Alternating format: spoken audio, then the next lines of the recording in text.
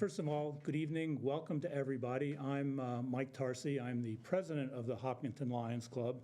I'll take 4 or 5 minutes here just to kind of set the stage for tonight so all of you kind of know what to expect, how we're going to proceed, and then we'll get into the actual contest. Okay?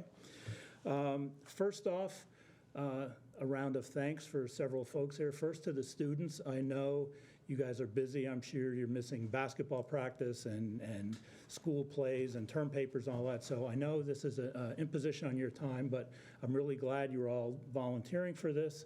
I think you'll find this to be a worthwhile night. I think the judges will give you good feedback.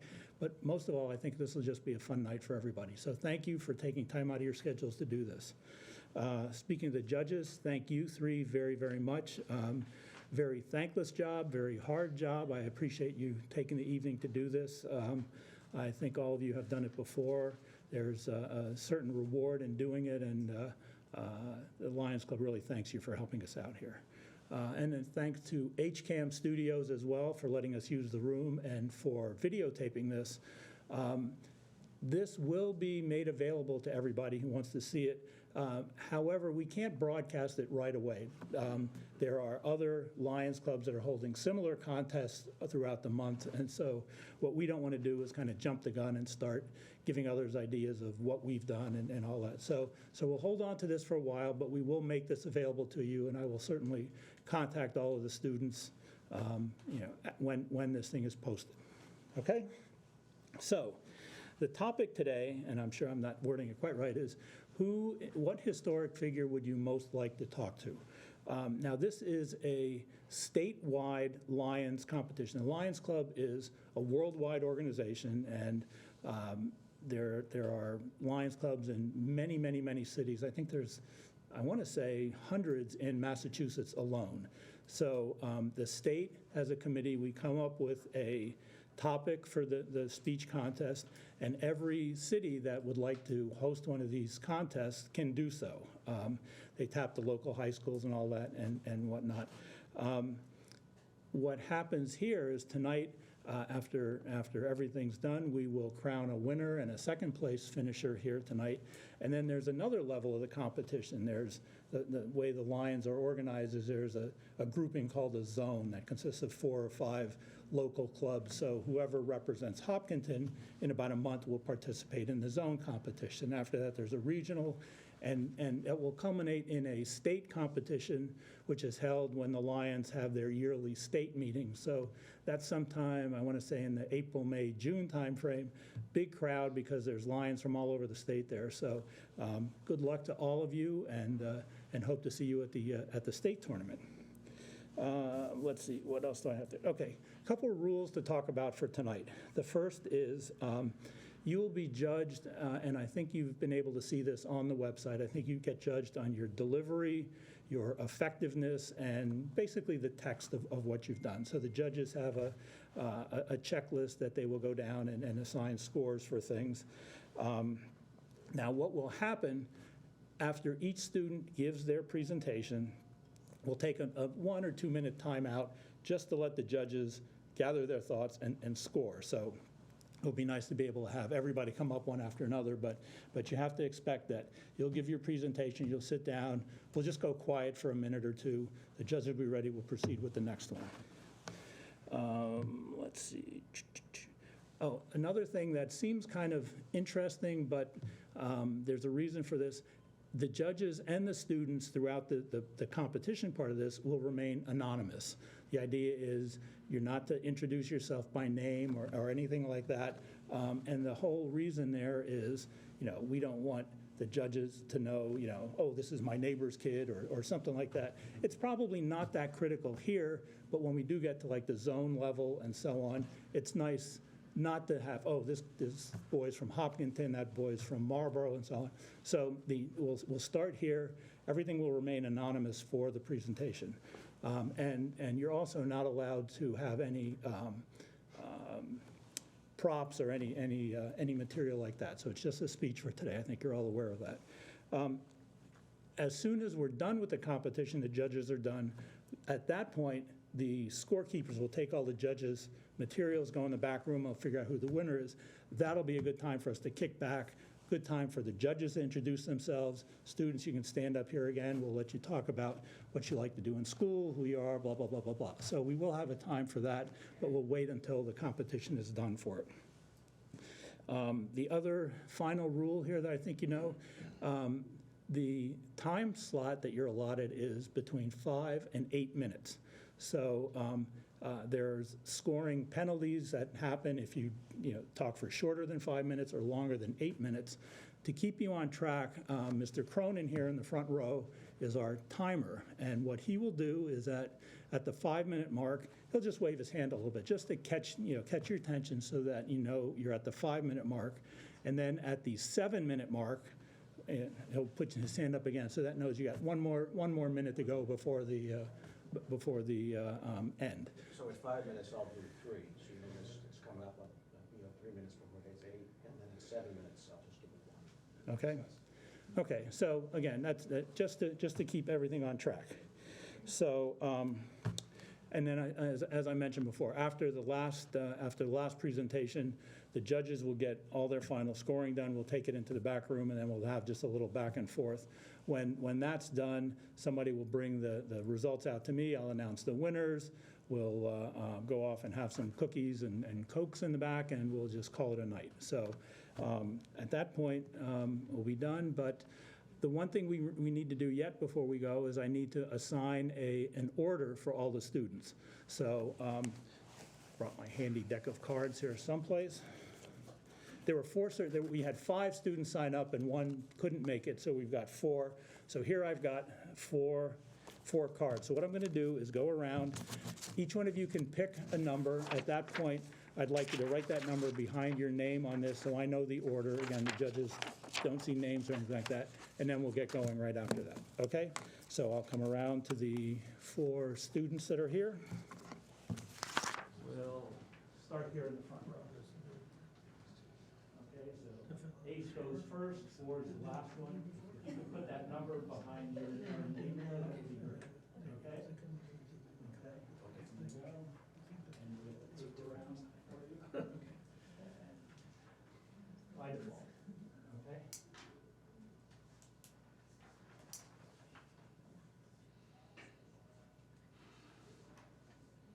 And I should collect my cards, otherwise my grandkids won't be happy. Yeah, mine are all there, they're all out. Almost 60. Okay. Seniors. Oh, okay, yeah. Yeah, I remember you with them, I think, last year. Yeah. Well, yeah, 2 years. 2 years. And I forget. He usually comes to these things tonight. He doesn't track, but he just got home from he jogs. So at this point, are there any further questions before we get going? Anyone or? No? Okay, so actually we're starting here. It's 2 minutes after 7. At this point, I'd like to invite up student number 1. Just again, the timing will start once you get up here and get settled. So get up here, take your deep breaths, just get yourself composed, and at that point we'll start the timer. So there's no rush or anything like that. So now, I guess collectively, everybody just deep breath. Here we go. Okay, very good.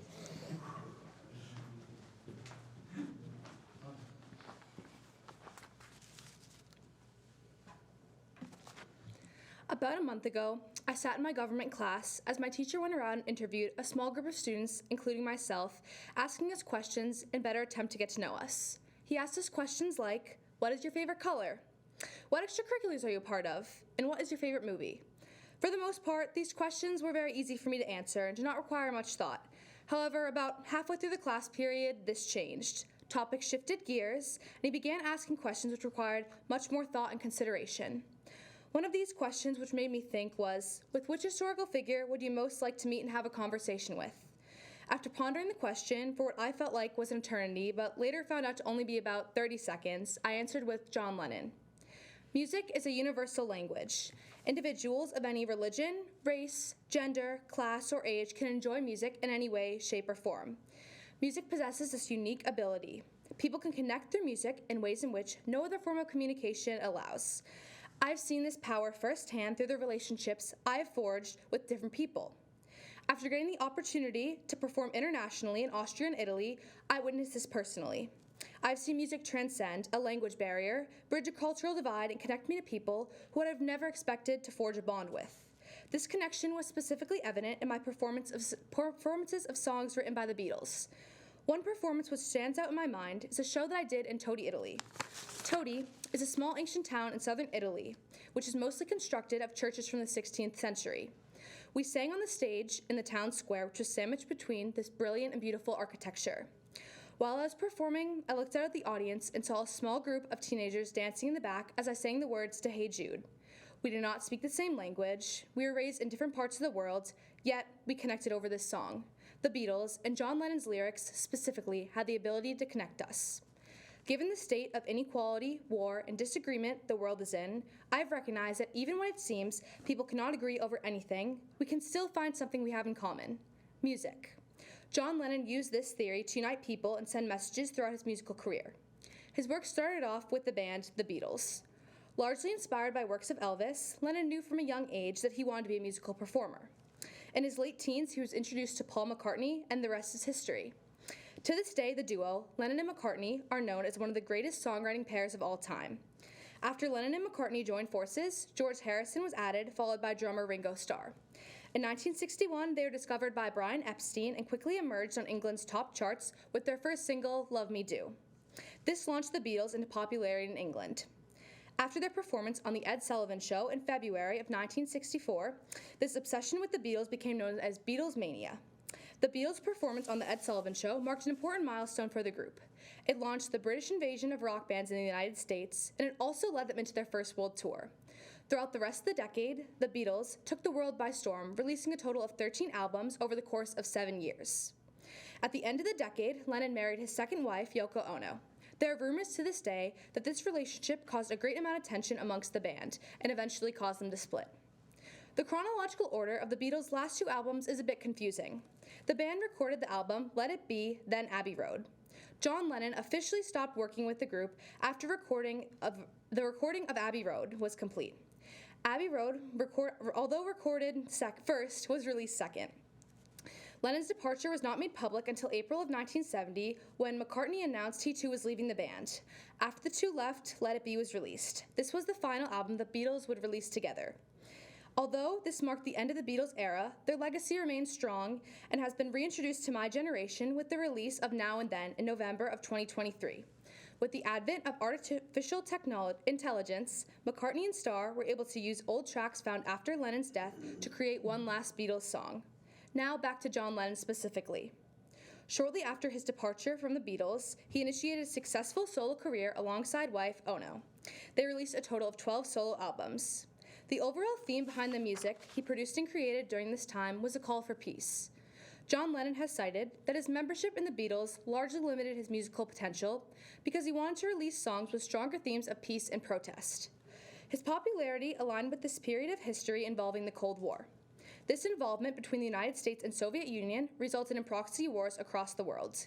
This led to protests and strong emerging counterculture, particularly amongst youth, throughout the world and specifically in the United States. Lennon's philosophical values are mirrored in his songs, specifically in Imagine. In this song, he refers to a euphoric state the world could be in if people could set aside differences and get along. Lennon references both easy things people can let go of, like no need for greed or hunger, but also much more difficult things, such as religion. The song is considered by many to be one of the greatest of all times, yet it is so simple.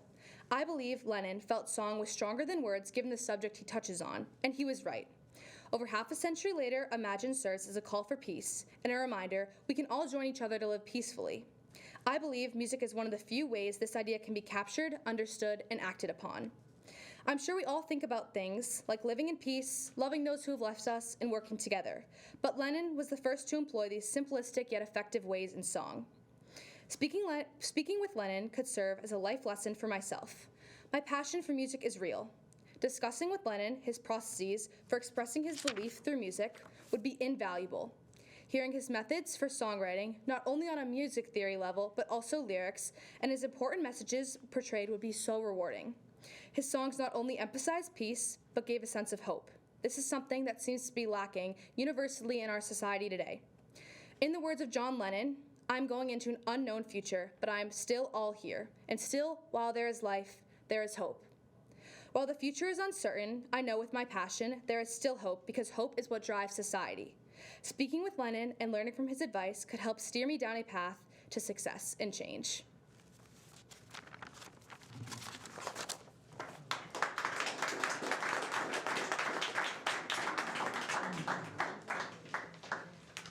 Okay, very good. Thank you, student number one. Take a little break here for the judges to do their thing, so we'll just hold off until they're ready.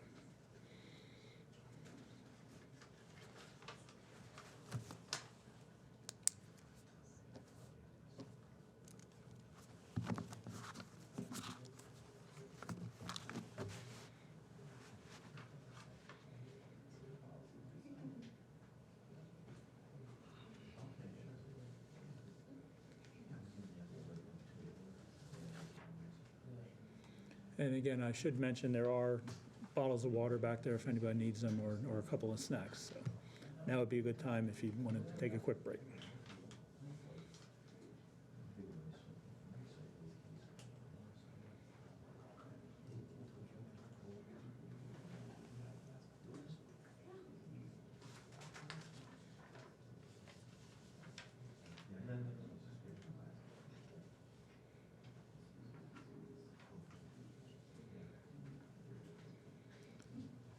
Okay, judges, just let me know whenever you're ready here. Good, good.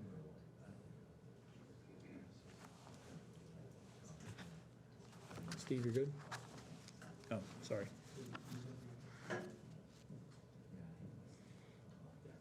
Okay. Kathy, good? Yeah. Okay. Okay. At this point, we are ready for student number two.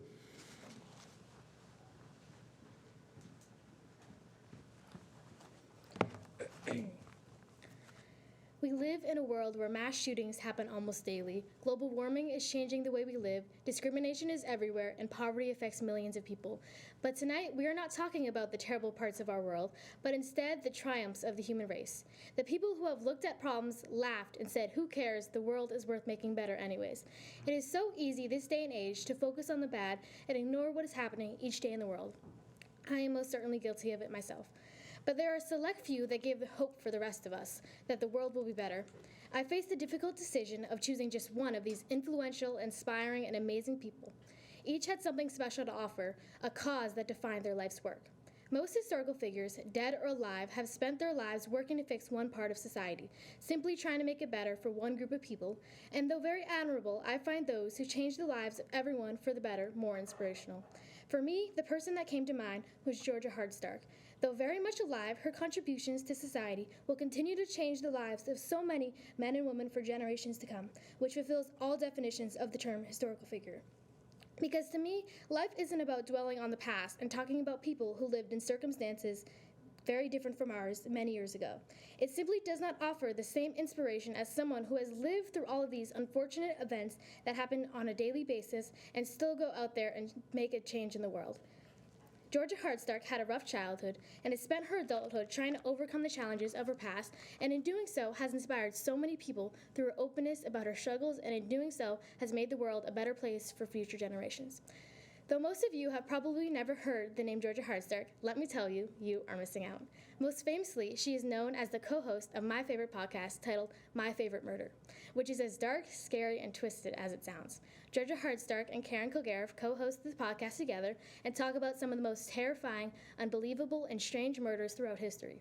These two women give attention to the problems that we refuse to accept. As Americans, we try not to dwell on the murder, assault, rape, and abuse cases that happen every day, but with this podcast, hundreds of victims are recognized and awareness is given to the problems in the public mental health system, the justice system, and the egregious judgment of people. The first episode I listened to was about Gary Michael Hilton, the National Forest serial killer. And as I listened to the podcast, the thing that stood out to me most was their ability to see and attempt to understand all sides of the story. They recognized the horrors and the crime that was committed, but at the same time, they made the killer and victim into people that we can try to understand and feel for. The ability to make someone we don't know into a person we can understand is a gift far beyond most people. Georgia Hardstark has that ability, and even though she is not recognized as one of the greats, she has spent her life changing the world to make it better. Born in Irvine, California, and personally describes herself as an 80s latchkey kid, her parents divorced when she was 5, leaving her feeling left out of the happy traditional families everyone around her had. As she grew up, Hardstark struggled with the idea of fitting in. In an interview with Dr. Zinga Harrison on the podcast In Recovery, she says, quote, "All I thought about and all I concentrated on was, am I cool enough for the popular girls to like me? Do I seem stupid? It was this constant obsession almost about my persona," unquote.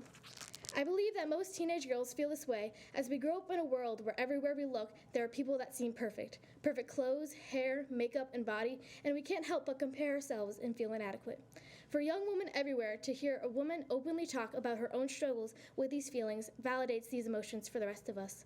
Georgia Hardstark addresses the gender roles that are still expected of females today in her podcast. As women, we are expected to be polite, feminine, and accommodating, which is unacceptable, and we simply do not talk about it enough.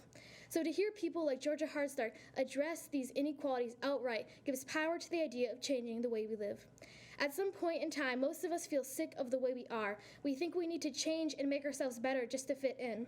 In attempts to do so, Georgia Hardstark herself, at age of 13, started using meth and developed an eating disorder in an attempt to cope with her feelings of inadequacy. Though these habits were unhealthy, she found herself happy for the first time in a while and became more confident with who she was.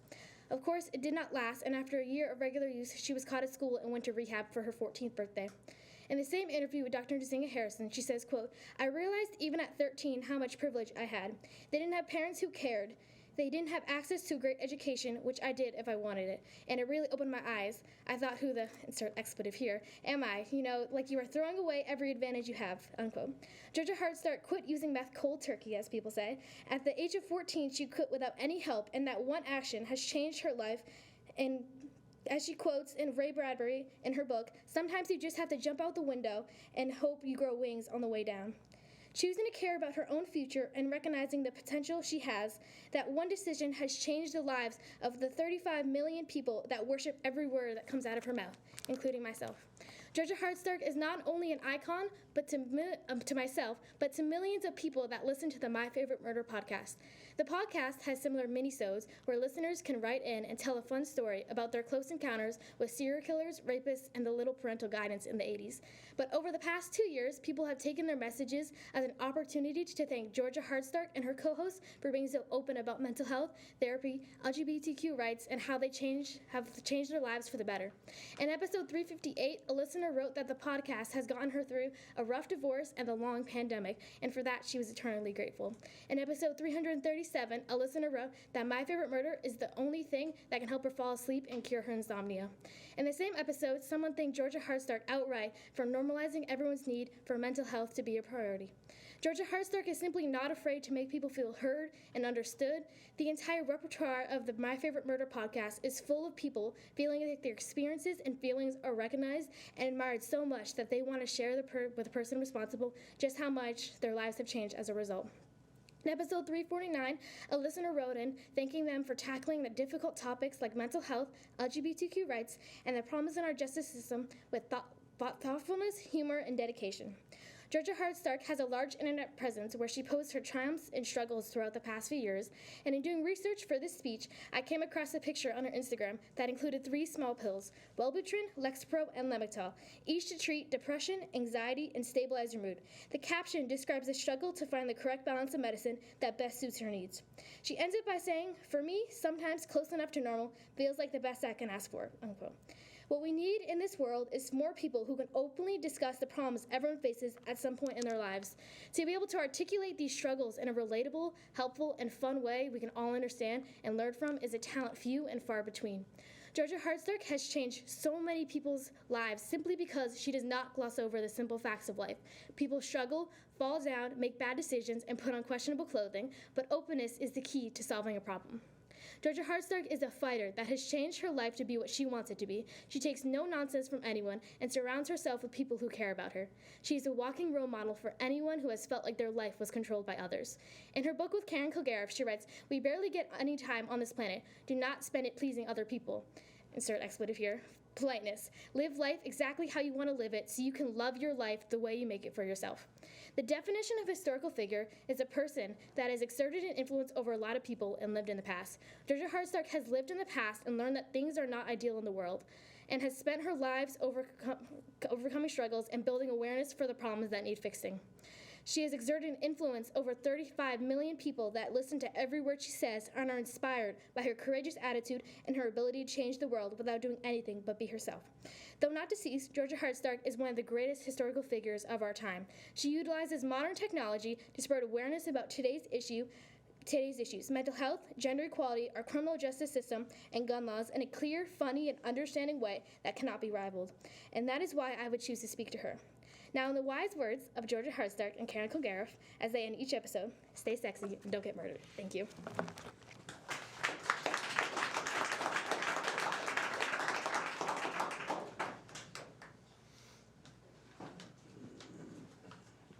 Okay, thank you, speaker number 2.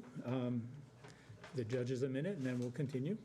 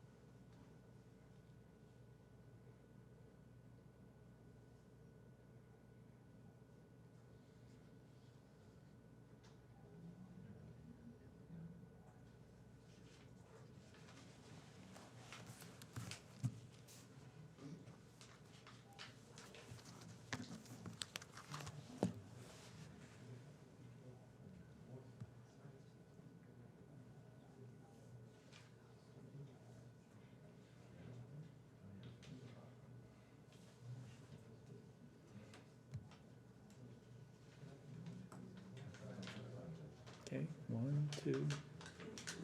Rich, you okay? Yep. Okay, moving on now to speaker number 3.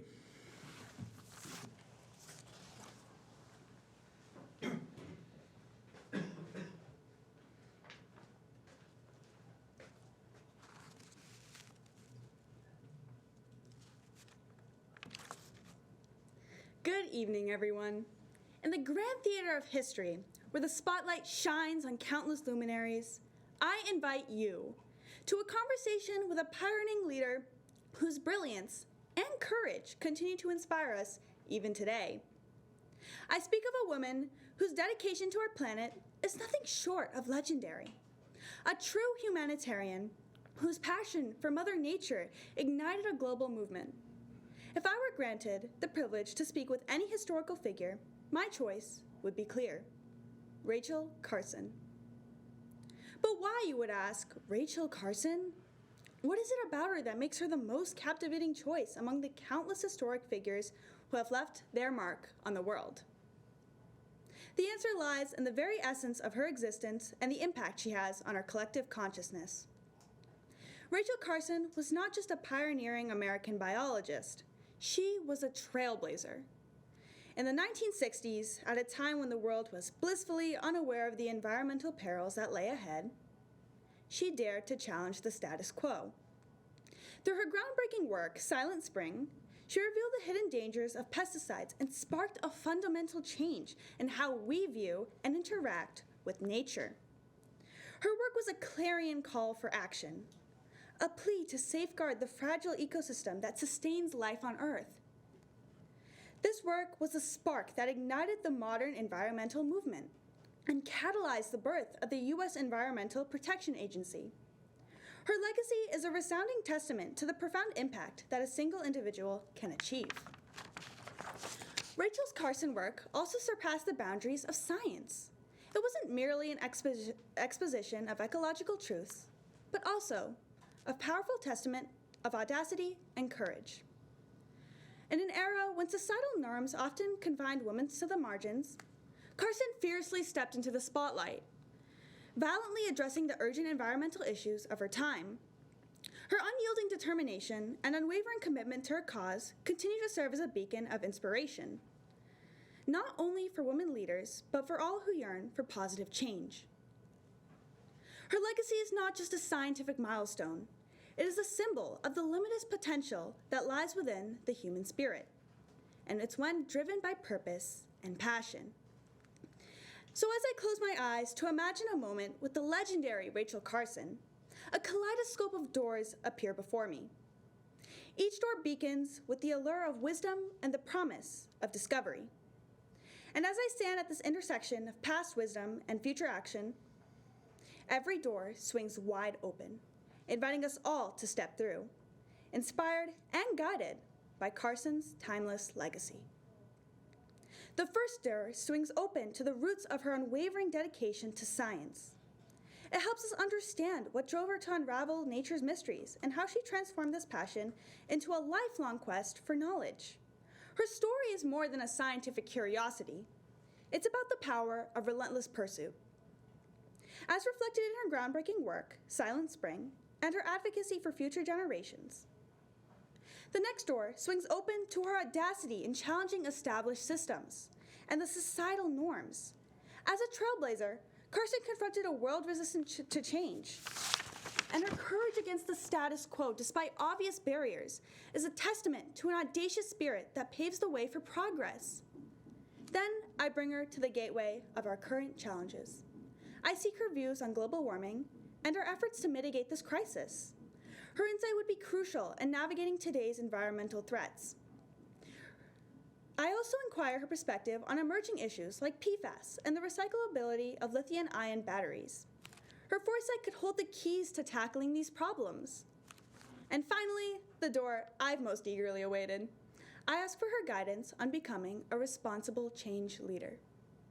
Especially as a woman inspired by her remarkable legacy, I aim to embody her spirit of courage, commitment to the environment, and the capacity to inspire transformative change. In this profound communion with Rachel Carson's spirit, I find the essence of true leadership.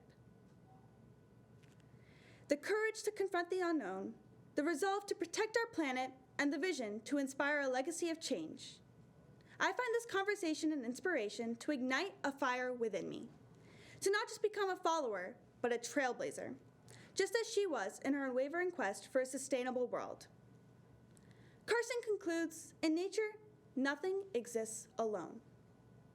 The more clearly we focus our attention on the wonders and realities of the universe around us, the less we are inclined and engage in its destruction. We subconsciously cause destruction because we don't understand the problems the world is going through. However, if we open our eyes and understand the situation humanity is in, we could help and develop and change it for the better. So as we conclude this journey through the legacy of Rachel Carson, I invite all of you to embrace her spirit as our guiding light. Her life was not just a testament to scientific excellence, but a clarion call to the environmental stewardship and the audacious leadership. So in honoring her, we commit ourselves to the noble cause she championed, safeguarding our planet and nurturing a world where nature and humanity coexist in harmony. Let Rachel Carson's legacy not be a distant echo from the past, but a resonant force that inspires us to forge a sustainable future. As we step forward, let us join her song of curiosity, courage, compassion, and change, transforming our world one bold step at a time, just as she transformed hers. In the spirit of Rachel Carson, let us all become stewards of our earth, champions for truth, and architects of a future where the harmony of nature thrives for generations to come. Thank you.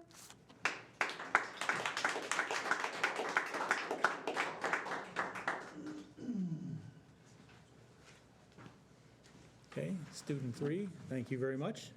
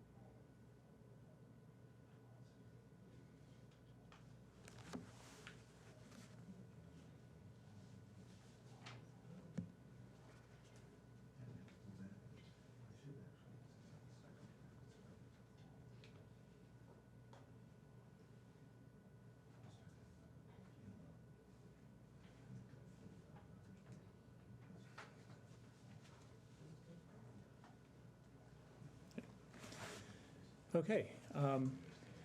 At this point, we're ready for student number 4. This will be the last presentation of the day. Podium's yours.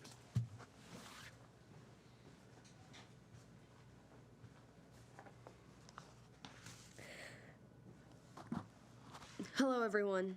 Today I'm honored to give a speech about a historical figure whom I'd love to speak to. This person was kind, compassionate, and touched the hearts of many people around the world. Her name is Princess Diana. Diana, Princess of Wales, is best known for being an influential humanitarian, caring about causes close to her heart. I was in 5th grade when I first heard about Diana through my Girl Scout leader, who mentioned that Diana was a significant change maker who we could learn from as an inspiration when my troop was doing our Bronze Award. That year was 2017, which was the 20th anniversary of her tragic death at just 36 years old. I was curious to learn more about this famous person, and I delved into her life through documentaries like Diana, 7 Days, and Diana, Our Mother, Her Life and Legacy. From covering the aftermath of her death that led the United Kingdom and the whole world grieving for 7 days, to what Diana was like inside palace walls as a mother and sister. I have learned the truth about Diana's life and how her sons have carried on her legacy. When she was still with us, Diana had a special connection with people. She could warm up anyone's days with just a look or a handshake.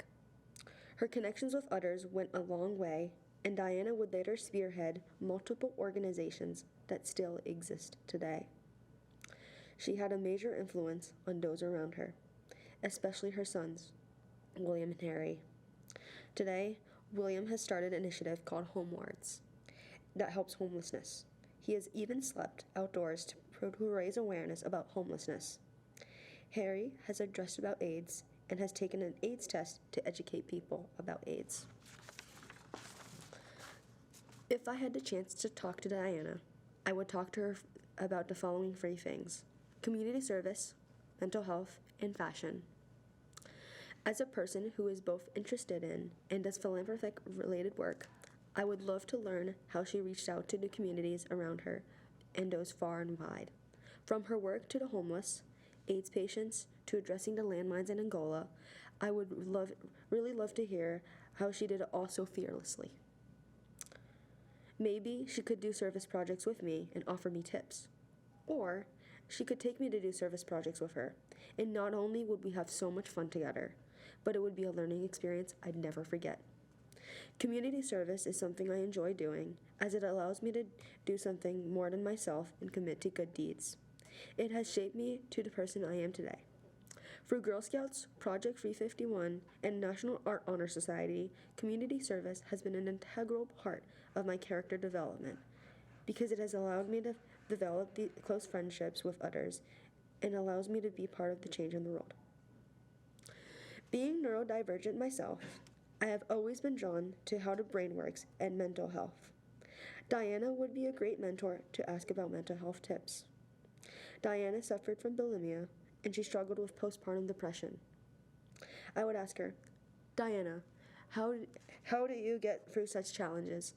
She'd answer, talk to someone about it. You can talk to me.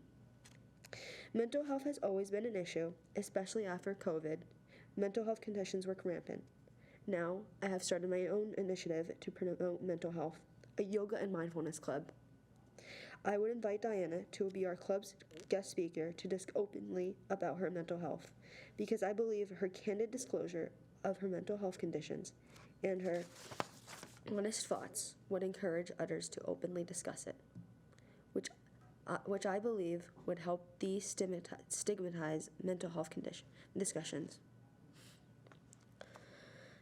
As a member of any royal family, especially the British royal family, you are expected to dress formally and adhere to a strict dress code.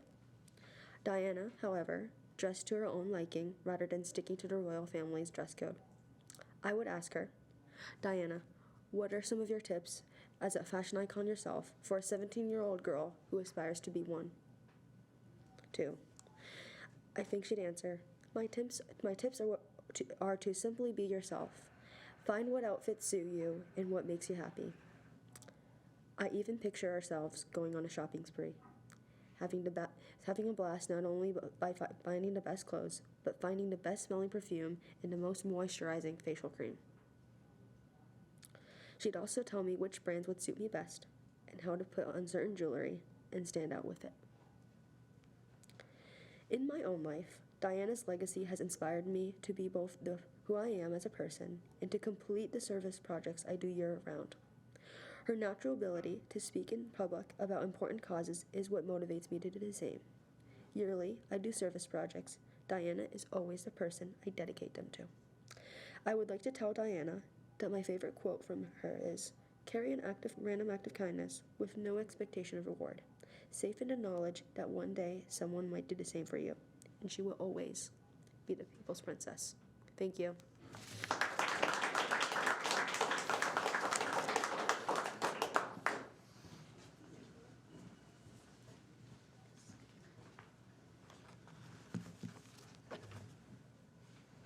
So for all the students, thank you. We'll give the judges a little chance to tally their final scores and make sure everything looks good. At that point, we will go back and, as I mentioned before, tally all the finals, but we'll also give everybody a little chance to come back up here and get away from the formal part of this and just talk a little bit about what makes you tick. So.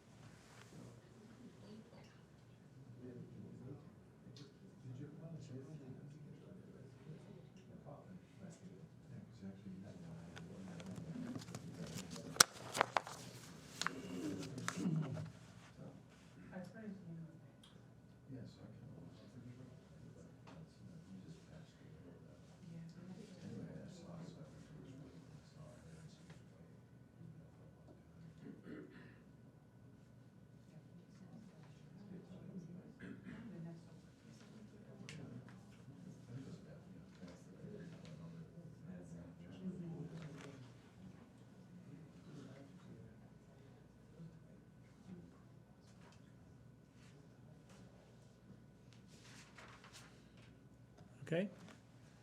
Judges, we're good? Okay, Bill, Joe, if you would collect the judges' scores and Don's timer information and do your stuff.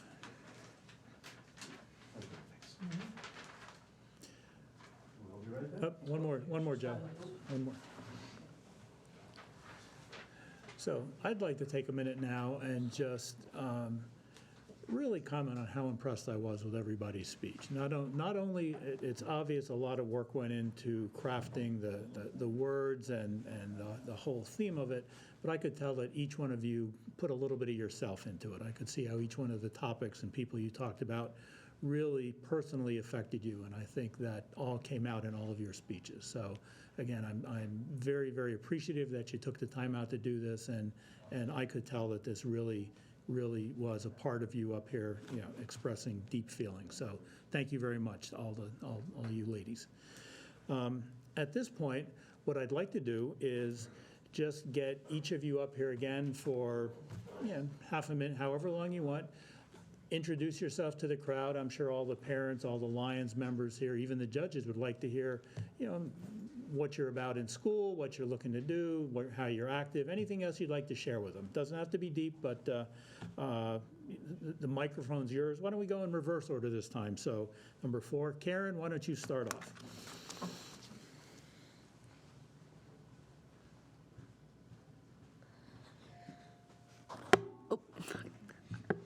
Hi everyone, my name is Karen, and I am a senior at Hopkinton High School this year, and in school I am a member of a variety of activities.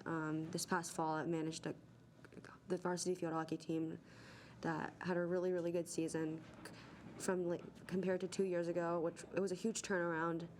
And I was also in the Mean Girls production at the high school, which was really rewarding to be a part of.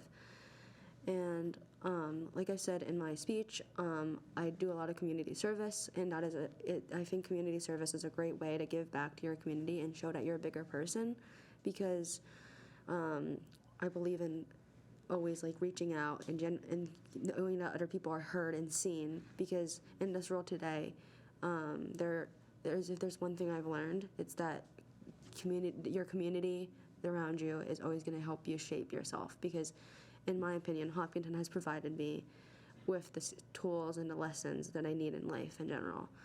And I plan on attending college for the next 4 years. Hopefully, I find out by next week where I'm going. But my major is, I believe I'm planning on going for education and teaching the next generation one day at a time about community outreach and transforming the community one day at a time.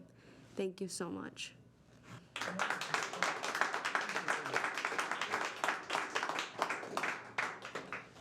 Sahana?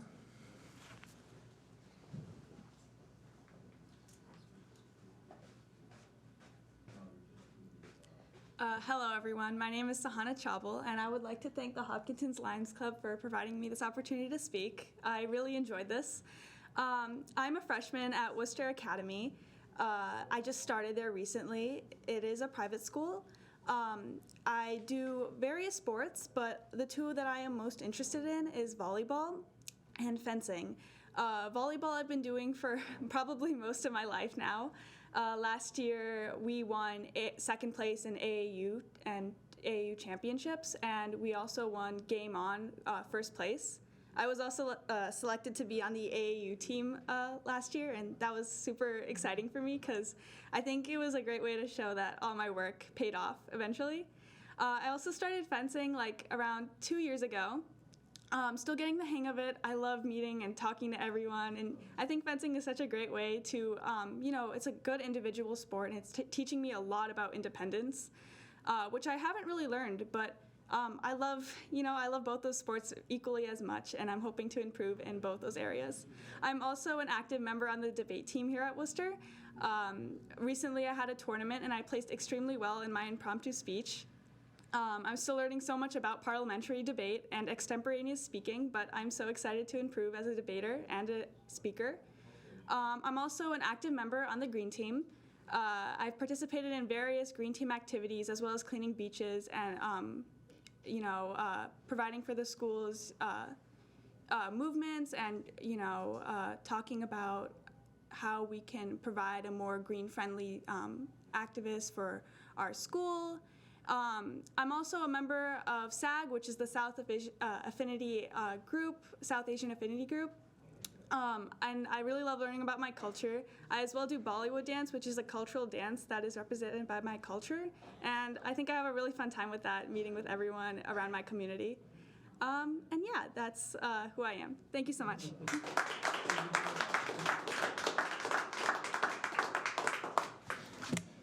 Annabelle.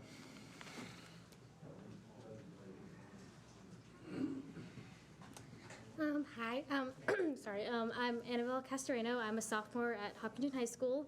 I'm a podcast enthusiast. I love the podcast My Favorite Murder. Highly recommended to everyone. They're amazing people. I'm in a lot of extracurricular activities. I'm in the HOSA Club, the Health Occupation Student Association, so I hope to pursue a career in medicine after high school. Let's see, I'm in the Model UN, exciting, yeah. Also in a lot I'm involved heavily in the music program at our school, so I'm in TRIAM, the National Music Honor Society, Jazz Lab, Jazz Ensemble, and then concert band. You should all come to the concert December 18th at the high school. It's gonna be awesome. What else? Yeah, and then I also volunteer like a lot of other people. I volunteer at Project Just Because in Hopkinton, part of the club. You guys should all volunteer, donate. They're an amazing organization. Yeah, that's me. Yeah.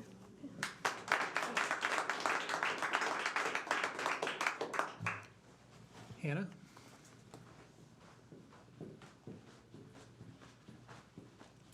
Hi everybody, my name is Hannah Connors, and I'm a senior at Hopkinton High School, waiting to hear back from colleges in the next few weeks, so very exciting and nerve-wracking at the same time. With the high school, I'm the Vice President of Student Council, and I'm the lead officer of the TRIAM National Music Honor Society and President of Book Club.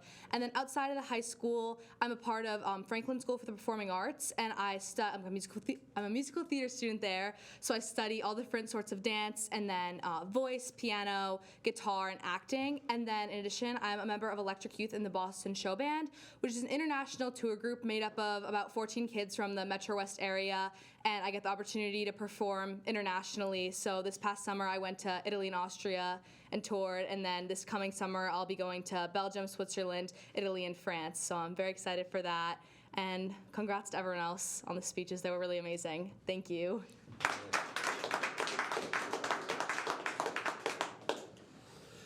Okay, I don't want to leave out the judges, so yeah, I mean, you're welcome to come up here or stand in your spot and address the crowd, but we'd love to hear a little bit about why you were interested in helping out here.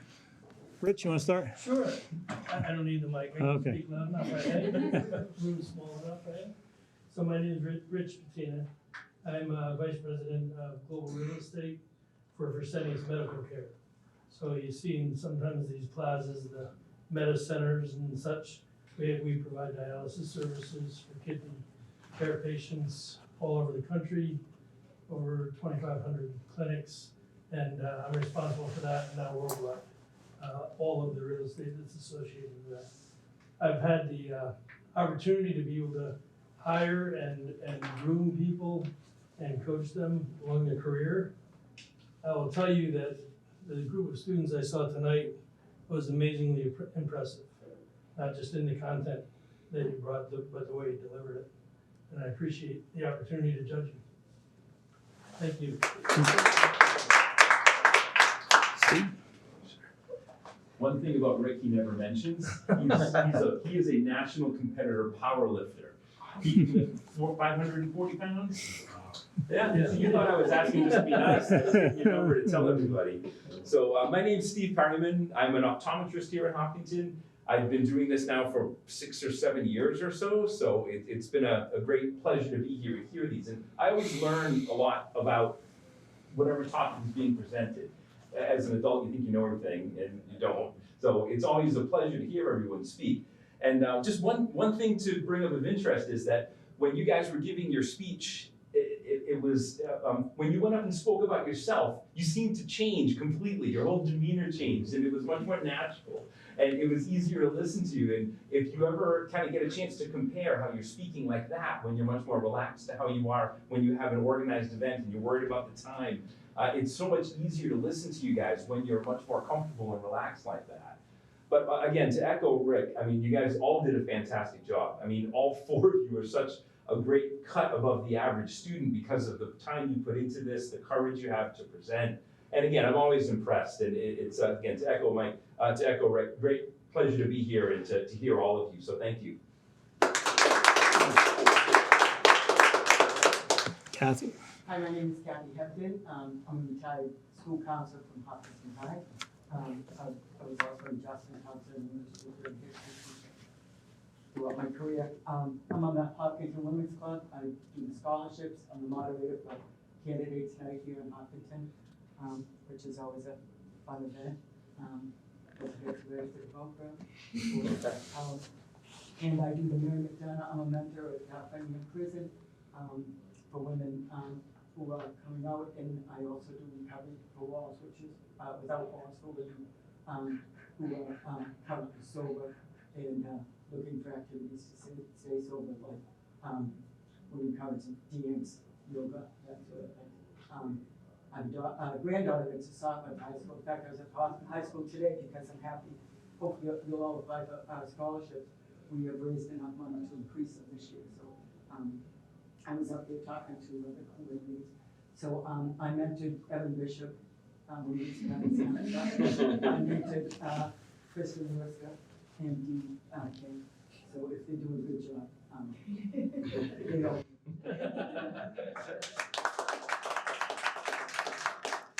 Okay, again, judges, thank you all for your time tonight. Well, I'm going to go back and check to see how the scoring is, but in the meantime, one of the visitors here tonight is Mike McKenna, who is the, I mentioned how the Lions have this hierarchy of organizations, and the next level up, a group of 4 different cities is in a zone, and Mike is our zone chairman. So Mike, podium's yours for a minute or two if you'd like, while I go back and check them. Sure. Yeah, my name is Mike McKenna. I'm the immediate past president of the Holliston Lions Club. I'm now the zone chair. 8, and that's 4 clubs. That's Hopkinton, Stowe, Marlboro, and Sudbury. I have those 4 clubs. I'd like to thank the judges tonight and the timekeeper. Thank you. The 4 contestants. I'm responsible for coordinating the next level, the zone level. So that January 6th to the lucky winner tonight in Framingham. More details to follow. So hope to see one of you.